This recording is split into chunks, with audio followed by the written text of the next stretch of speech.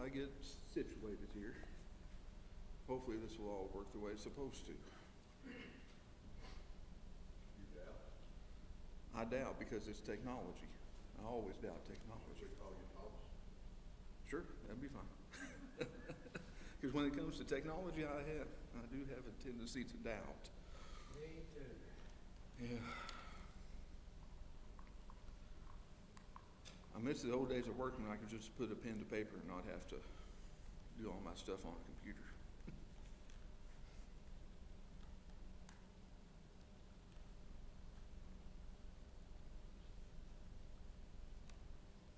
I'm sitting there waiting for it to connect to the Apple TV. Still spinning.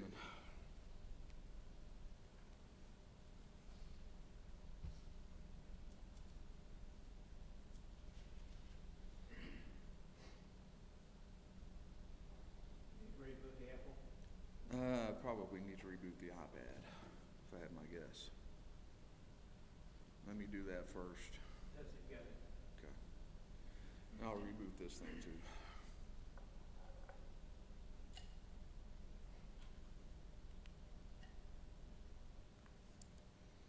So anyway, while this thing reboots and does its thing, we're going to pick up back in Acts chapter 16 where we've been for the last several Sundays prior to the last two when I was not up here. We just finished talking about, I didn't turn it on, did I? Nope, there it goes. Yeah, the story of Lydia is what we've been talking about, and her making of purple, whether that be cloth or the ink itself. We talked a little bit a couple of weeks ago about exactly what that means to produce purple, and just how hard of work it was, and how stinky it was, and how none of us would really want to do it, I don't think, regardless of the wealth that would come from it. There we go. So I do have pictures of the three most commonly used mollusks that were harvested for the making of purple fabric. I had them last week and couldn't find them. I'll be able to find them this week, I hope, since I had to restart things. Hey, Joe, while you're doing that, Yeah. Ezekiel, one of the captives from Israel, I can't remember his name right, Israel, who went to the lion's den, who got thrown in the lion's den. Daniel, yeah. Daniel was given a robe of purple in Mm-hmm. that situation after he had survived. Right. Purple Yeah. was real dominant. It was dominant. It was everywhere, wasn't it? Yes. No, not that one. It was completely. Oh, are you restarting? I think Dustin's still restarting back there. Okay, we're good now. Okay. So here are the three main shells. It's just a little conch shell that was used to make the dyes. Like I said, a drop or two out of each one is about all you would get. It would take thousands to dye a garment. You know, I've seen shells with a little purple inside. Mhm, Just yeah. kind of smeared on the side. Right, and that's them. And this is what some fabric that they dug up out of archaeological sites that were actually different shades of purple. And if you remember a few weeks ago, we talked about how you change the shade of the purple by exposing it to sunlight for different lengths of time. So these were all done for different lengths of time, and they got pretty fancy with how they did things. But these were the samples that were dug up. All right, let's see here. Yeah, that's all I wanted out there to start with. All right. So we talked about Lydia, and we carried down through verse 16 to 19. I'll just kind of read that as a starting off point. Once, as we were on our way to prayer, a slave girl met us who had a spirit of prediction. She made a large profit for her owners by fortune telling.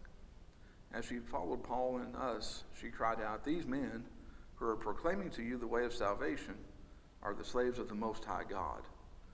And she did this for many days. And get this, Paul was greatly aggravated And turning to the spirit said, I command you in the name of Jesus Christ to come out of her. And it came out right away. So I think this is about where we left off a couple of weeks ago, where we were talking about Paul getting aggravated and the reasons behind him possibly getting aggravated. For me, it just would have been enough that she was hounding me all day, every day, for multiple days. That would have been enough to turn me against her. But he may have had other reasons as well beyond that, because Paul is more patient than I am. I tend to be a little impatient. Oh. One of my commentaries indicates that he may have been afraid that he would be associated with her. Yeah, absolutely. So you don't want to be associated with her because it's obvious that the demon that possesses her is not from God. It's from the devil. And so you don't want to be associated with her. But in verse 19, after the devil is cast out, the demon is cast out, verse 19 says, when her owners saw that their hope of profit was gone, they seized Paul and Silas and dragged them into the marketplace to the authorities. Now, this was likely done in the marketplace of the Forum, which we looked at a month or so ago now, when I showed you the pictures that we had of Philippi, of the remains there. So it happened in a very public space. They took him where there was a big crowd, where there were lots of people around. And they dragged him to the authorities there. Bringing them before the chief magistrates, they said, these men are seriously disturbing our city. Okay? They are Jews and are promoting customs that are not legal for us as Romans to adopt or practice. So what was illegal about what Paul and Silas were doing? It hadn't been authorized in that city. Hadn't been authorized in any Roman city. Roman law was that they kind of had a don't ask, don't tell kind of thing going with religion in Roman occupied territories. They were content to let you do your own thing in terms of worship. You could worship whatever God you wanted to, but you better not try to convert anyone over to what you're doing. You better stay quiet about it, not teach about it publicly. Meet in secret, worship in secret, keep it a secret, and you'll be just fine. David? Do you believe that we have, I don't know what word it is, David habitation today? Big possession. Usually people lose other things they do. It makes you wonder, doesn't it? That's why I brought it up. Yeah. I don't doubt it, so personally, I don't understand how people can do it. Well, working with Black President Jim Jones, Mm-hmm. Yeah, people like that. right. So, David Koresh and all those guys. Yeah. So David is asking a serious question here. Do we have demon possession today? So what say you? I say no. Okay. Larry Wagner says no. Who else wants to weigh in? Don't know if I'd call it possession, but I say there is definitely a- following Satan. Okay. I believe there is demons, I don't believe they possess people like that. Okay. And what makes you say they don't possess people like they used to? Okay. They didn't pass on the need to be able to, like Paul and could to get rid of them. Right, and that's exactly why I don't think we have demon possession today, because we would have no way to get rid of them. We don't have the power or the authority to get rid of them. Now, does that mean that they aren't down here tempting us, and that they aren't trying to influence us, and aren't trying to sway our decisions and our actions? Oh, absolutely. You know, I have no doubt about that. Well, We're told there's a battle going on that we can't see. oh yeah. You know, Ephesians 6, like I talked about 2 months ago in my sermon, there's a battle being waged. And that battle being waged is not physical, it's spiritual. 24 hours a day, 7 days a week. It never takes a day off. There's always a battle being fought. If you don't know that, you're a baby. Right. You absolutely have to recognize that fact. And you have to protect yourself with the shield and with the other parts of the armor that were described in Ephesians 6. It's an absolutely critical part of Christian life today. We can't do anything without it. So do I believe that there's actual demon possession? No, I don't really believe that so much as there are people susceptible to the temptations. If you talk about Jim Jones and David Koresh and some of the other guys that have done things, talk about Hitler, talk about, what was that guy's name over in Africa? Anyway, you talk about the Pol Pots and the other dictators and despots out there that the world has seen since the time of Jesus. I mean, they're bad people. I mean, let's not make any mistake here. They are bad people. But was it a demon possessing them, or were they were tempted? I think they were tempted more than anything else.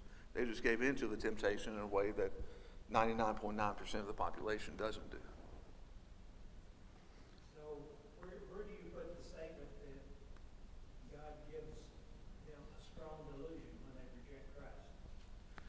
So when, I never have been able to yeah, you understand know, what that meant. yeah, and I've struggled with that one too a little bit. So exactly how God does that and what that means, I don't know. I'm going to have to do more study on that. I've not been. Go ahead, Clinton. Like you can see evidence of it throughout our society. We have a whole group of people that blatantly reject God. But people also embrace everything that we know to be wrong Mm-hmm. and glorify it. Right. Child mutilation, Mm-hmm. saying that a child is not old enough to purchase alcohol, tobacco, or get a tattoo, is old enough to make a life-changing decision Mm-hmm. about their genitalia and their reproductive abilities. That's not giving over to reprobate mind. I don't know what it is. Right. Right. And so I think, again, I need to dig into the Greek of that a little bit more about where God sends them that strong delusion, because I just don't know. I need to come up with that. Well, it's definitely not an evil spirit. Mm-hmm. Possession. No, it's not anything like that. God, so. Yeah, it's not anything like that. Go ahead, Clint. In the Old Testament, God sent an evil spirit to torment Saul, and David would play the lyre for him and make it go away. Mm-hmm. That is stated directly. Right. God sent that evil spirit to Right. torment Saul. When it suited his purpose, you know. I've got to get into that a little bit more. I don't. It's definitely different than delusion. Right, that's a whole different ball game. It's an evil spirit. Right. That's a whole different ball game. Let me look at that. I'll come back to that next week. It's gonna happen. No, I need to. Not just for you. That could be a different. If God is going to choose to do something, His method of doing it is however He chooses to do it. Sure it is. Yeah. And so He can do it with an evil spirit. I Right. don't see any distinction there. Well, like I said, let's just talk about that a little bit more next week. We need to get into that and figure out exactly how we want to handle that. So, go ahead, David. Not only are you in danger, if you don't realize the devil's there, then you're in trouble on another front too, because he's already got you. Mm-hmm. If you're not struggling against temptation, he's already got you. Sure. That's what's scary. Yeah, the lack of action can doom you just as much as incorrect action. And we're going to talk about that here in a little bit after we talk about the earthquake in the jail that gets Paul and Silas released. Inaction can be good in some situations. It can be bad in others. And we have to be actively fighting against the wiles of the devil every day. All right, so bringing them to the chief magistrates, they said these men are seriously disturbing our city, trying to get us to practice religion. That is not lawful for us to adopt or practice. Verse 22, then the mob joined in the attack against them, and the chief magistrates stripped off their clothes and ordered them to be beaten with rods. So we see here yet another mob scene. All right, we've seen it more than one time here in the book of Acts. We saw it at Jesus' what passes for a trial before he was crucified. We see a mob attack. So when you think about an attack like this, it's different than what Paul would have been used to under Jewish law. Under Jewish law, it was stripes with a cat of nine tails or a whip. And there was a limit to 39 or less because 40 had been known to kill people. And they didn't want to kill them, they just wanted to torture them real good. Wanted to make them hurt and pay for what they'd done. So they limited it to 39 stripes. The Romans had no such limitation.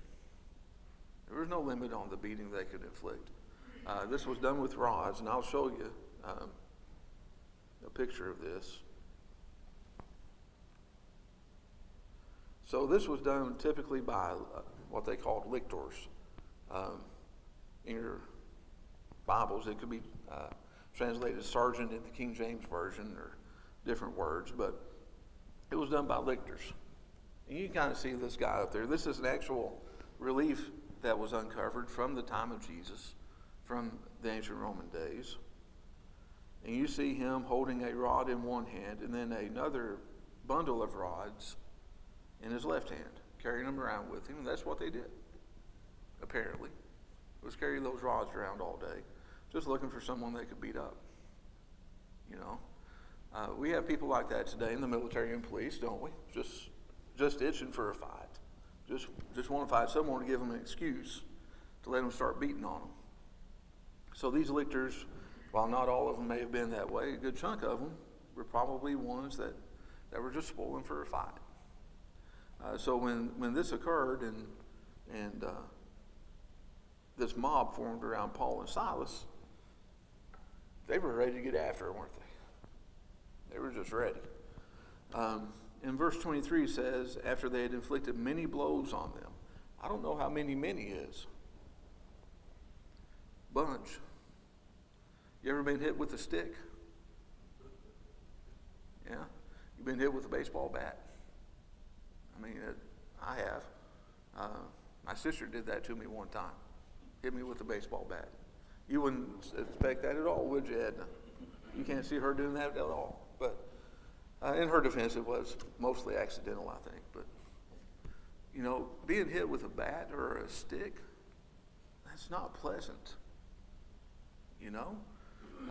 You watch a baseball game, and if you watch the baseball game yesterday with the Razorbacks, it was a good game. The problem was it's at the same time as a basketball game. So that's why you have a TV and an iPad, so you can watch both at the same time, you know. But you see these baseball players, and when they go up to bat, what are they doing? What are they wearing? That catcher has a head helmet. He's got a face mask. He's got a chest protector. He's got pads on his arms and legs because he's trying to protect himself from getting hit. The umpire wears a get-up too to keep himself from getting hurt. Paul and Silas didn't have any protection. So I can imagine the broken bones, the cuts in the skin. I can imagine all the swelling and bruising and all of that occurred. Just makes your skin crawl, doesn't it? I just can't imagine. But anyway, after they had inflicted many blows on them, they threw them in jail, ordering the jailer to keep them securely guarded. So, of course, that's what the jailer did, right? He did what it took to make them secure. Because what happens to jailers that don't securely guard their prisoners? They die. That it's just that simple. If they let their prisoner escape, they're bound for the ground.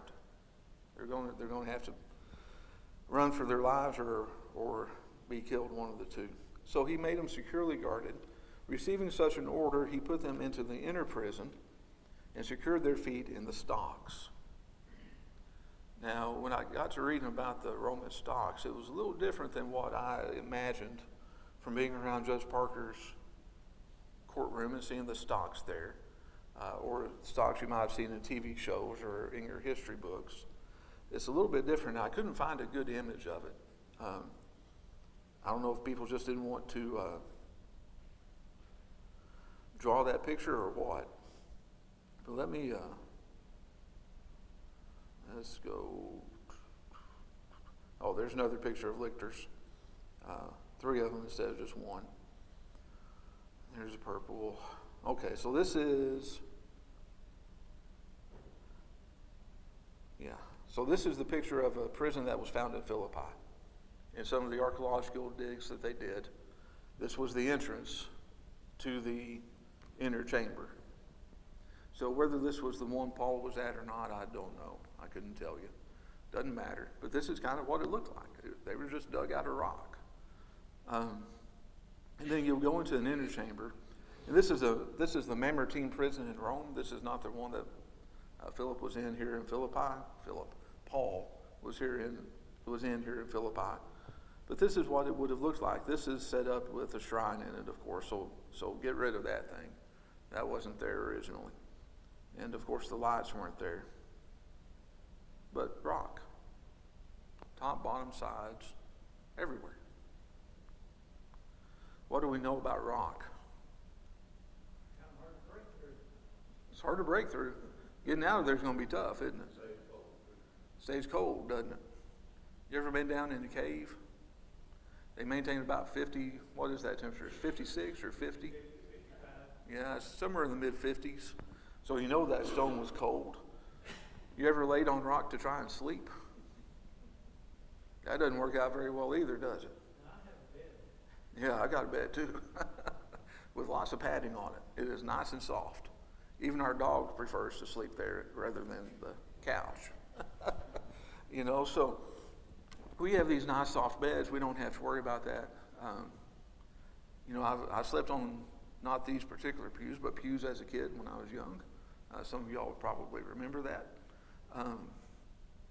Not comfortable, but better than what Paul had here. Better than what Silas had here. This was just plain old rock.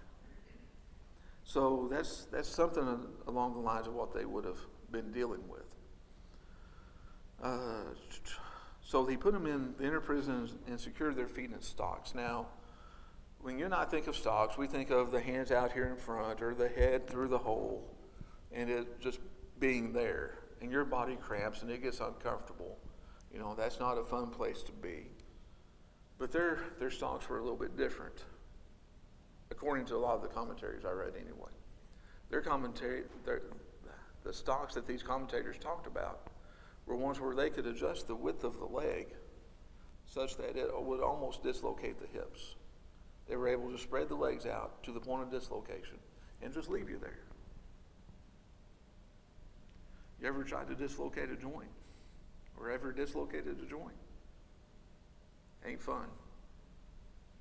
So it wasn't just the mere fact that they're here in these stocks and they're imprisoned and they're in dark, damp, dank conditions with rats around them and all the nasty vermin that come around in those types of places.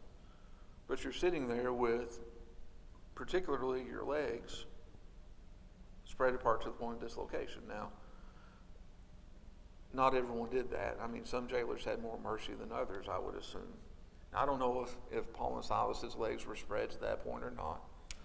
But, if you know me, you know I have to be able to picture it.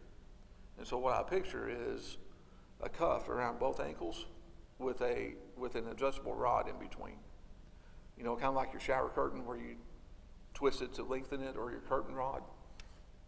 And you twist this thing and you lengthen it such that you got them just to the breaking point with their legs out, and then you just leave it there. 24 hours a day, 7 days a week. That would be a unique brand of torture. Sometimes they would also have them in shackles with a chain around their neck and have the hands attached to the neck.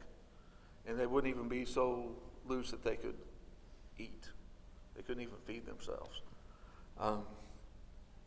There was actually legislation passed in Rome during this time that mandated the length of chains on the hands so that the prisoners would still be able to eat. So it was apparently a big enough issue in the jails. There was enough jailers that were sadistic in doing this where the person couldn't even eat, that they had to pass legislation against it. That just gives you an idea of what we're dealing with here. it was not a good thing.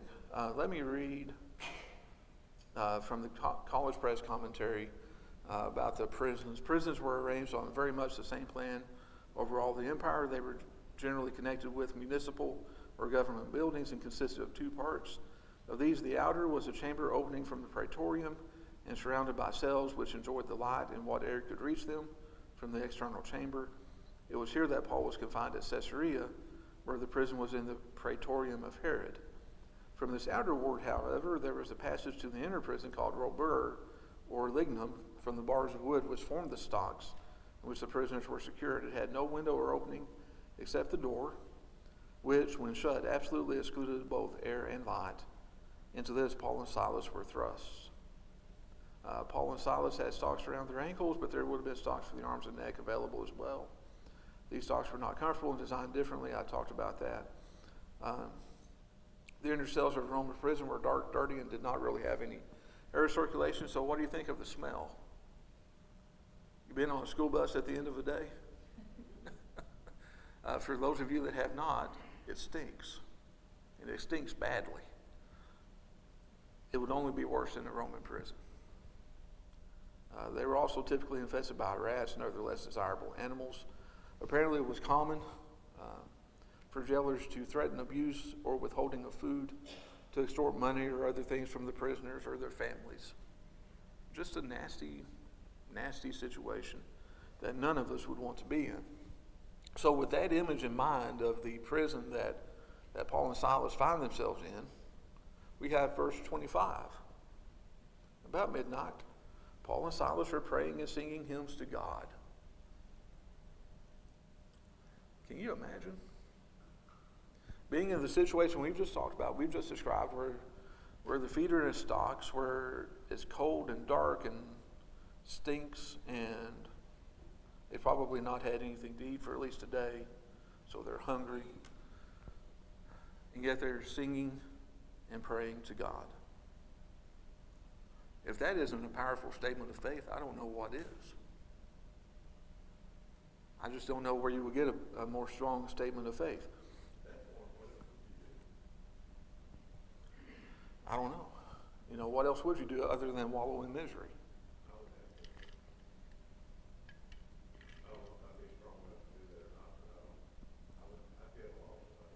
Well, sure. And so I can't imagine, honestly, I can't imagine singing and praying when I'm in that situation. Because you know they hurt. Because it's not just the physical surroundings of the prison that they're in. They've just been beat within an inch of their lives. Think about the bruised ribs and broken ribs and other broken bones and openings on their skin, the cuts and bruises. You ever tried to take a deep breath with broken ribs? You ever tried to sing with broken ribs? Couldn't do it. I mean, you could, but it would hurt. It would hurt. And this is where we're looking at Paul and Silas here, praying and singing hymns to God. You know what's really critical about this verse is not just that, but the prisoners were listening. So if you've been in a cave, and most of us probably have at some point, or a room made of stone, what happens to noise? It amplifies, doesn't it? You can't even whisper without being heard.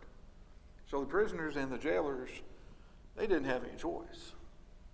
If Paul and Silas were singing, they were going to be hearing. Now my question is, why did they let it go on? You know, it's midnight, they ought to be asleep. Why did the jailer and the other prisoners let it go on? And I don't have an answer for that, but they did. Let me see if there's anything else here. Jailer's asleep later. Yeah. So let's just let this reinforce the idea to us that no matter where we are and no matter the circumstances, God will provide opportunities to reach souls. If Paul and Silas can reach people in prison, where can't we reach people? We can reach them anywhere. We just have to recognize and take advantage of the opportunities. Praising God in the storms of life draws the attention of others and is a shining example of faith that is hard to ignore. And we've seen that in our lifetimes, haven't we? We've seen that be true, where people can stay calm and praise God during a time of storm in their life, and it makes things so much better, doesn't it? It's impressive when we see that, Clinton. I think it's an interesting parallel between our current society and this society, that we have Christians today who are being thrown into jail Mm-hmm. merely for praying and preaching the gospel Yeah. in certain restricted areas such as near abortion. Right. You know, we it's not just here, though. It's around the globe. You know, we have brothers and sisters in multiple other countries that if they try to pray or teach publicly, they're in jail. And they're not ever seen again. You know. Go ahead, Glenn. Well, that's true. But in Great Britain, they'll even give you for silent prayer. Mm-hmm. They have jailed people that just asked them that not speaking. Yeah. They were asked if they were praying, and they honestly answered yes, and they were thrown into jail for that. So, you know, Then that's what to do. right. So we do have some parallels, and I bring that up again down here a little bit later, where their society then is not really that different from our society today. We have people that are willing to listen. We have people that are not willing to listen. We have people that come into battle, and you ever try to post an opinion on Facebook or a message board somewhere, and been attacked by the mob? I mean, if you've done any of that stuff, you've been attacked. And it's not pleasant. We call them keyboard warriors, that are people that are willing to do this stuff on the keyboard, but they're not willing to do it to our faces. But they'll come in, you post some kind of meme or picture or scripture or something like that, and they will come in and just be on the attack. And they will ask you for a friend request first so that they can do this on your page. Then they will come in on your page once you approve the friend request and just go off. We have that same principle here today. So the example to us is the example of Paul and Silas, that they still did what they did knowing that they were going to prison. They did what they did knowing that they were going to suffer, and they did it anyway. And I hope that's an example to us, that we will do what we need to do in spite of whatever the world may try to do to us in return. All right, so verse 26. Suddenly there was such a violent earthquake that the foundations of the jail were shaken, and immediately all the doors were opened and everyone's chains came loose. So this was an earthquake. You been in an earthquake before? I can honestly say I've never felt one. From what I understand, they're a little scary. Until you've been in about 6 of them, then you don't worry about it as much. But violent shaking of the earth. What's interesting about this word here, this earthquake word, and I just found it an interesting bit of trivia more than anything else. This is the Greek word seismos, which we get seismic in English. It's the same word used in Matthew to describe the great tempest that was about to upset the boat that Jesus and the disciples were in. You remember that story where Jesus was down in the boat asleep and the disciples were up on the surface, and this great storm came up, and they went down and woke up Jesus saying, Master, Master, it's going to kill us. This wave's going to overtake us, and we're going to drown. Same word. So I just wonder if that big storm, those big waves, weren't really a tidal wave from an earthquake that God created. I just wonder. Like I said, it's a trivia piece. But maybe there was a type of wave. I doubt it was coincidence to use that word. I doubt that, yeah, I'm the same way. I don't believe a whole lot in coincidences. So I think that would be entirely possible. The date of this earthquake was put at 48 to 51 AD by multiple sources, both church and non-church people. This earthquake was severe enough that the doors opened to all of the cells. That means a crack in the walls, crack in the rock, or everything shifted enough that everything came loose. I just wonder if this was strictly at the prison or if it involved a greater area outside the prison. We have no record either way. I just wonder about that. The fact that all of their chains came loose could have been a miraculous act by God, or they may have just come loose from the wall or floor as a result of the earthquake. The commentators are split on that one. It's about half and half. Well, The last of that verse makes me think that most likely the bonds were changed as well. oh yeah, The stock, I'm sorry. right. They could have been. They would have been held to the wall by chains or to the floor by chains, for sure. Did I see someone else's hand go up? Guess not. Okay.